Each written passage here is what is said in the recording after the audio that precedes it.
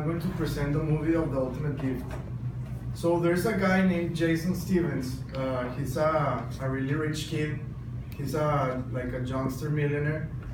And he's considered the black sheep of the family. He has never worked for anything in his life. He has always received money from his parents and everything was paid.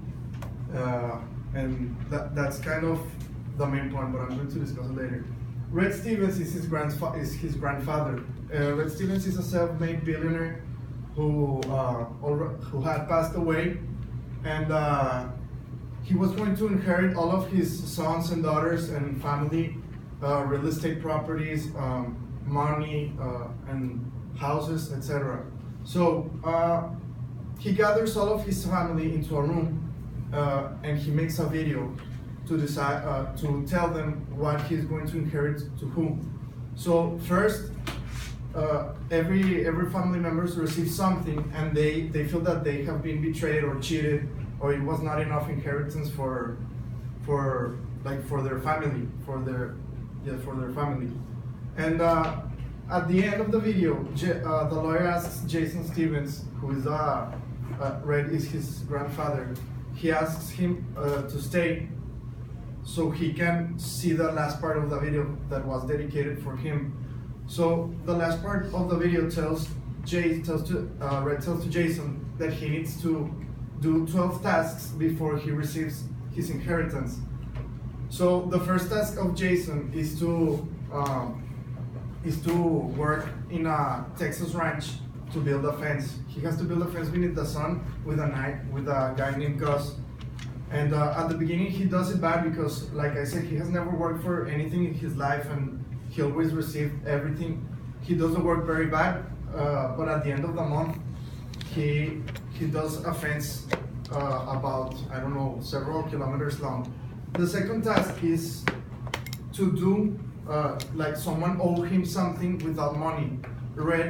Jason always owed people money, and he paid for clubs, restaurants. That's like his friendships were a little bit vague and not that of strong, because he paid for, like I said, he paid for everything. He always invited his friends to the club and everything. So he had to do that. Someone owes him something. The most important one was the third one of the 12, because he never had a real friend. So he needed to have a real friend in a lapse of about 1 month. So he gets to know Emily, who is a young a young girl from that place he was from. She had cancer, she had leukemia, she was dying, she was going to the hospital every day, and so she was checking herself every day. And Jason gets to know her mother, who is Alexia. Eventually, he falls in love with Alexia, the mother of Emily, and he starts taking care of Emily, the girl who had cancer, leukemia. They gather every day to have a friendship. He starts opening his heart to everyone, that it doesn't matter if they have money or power or everything. The main conflict, I think it was ignorance. Ignorance represents, some of the gifts were the gift of work, the gift of money, also the gift of love, of a day, because in the way I see it, the gift of a day is that you need to get out, you need to take advantage of everything that the day gives you, because you never know when you're going to die, or you cannot be able to do things like travel or everything.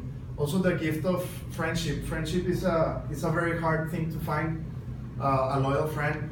So the ones that you have already, you need to keep them very, very close to you. Also the gift of family, because you never know when I don't know, maybe your grandfather or your father or someone of your family is going to pass away. So you need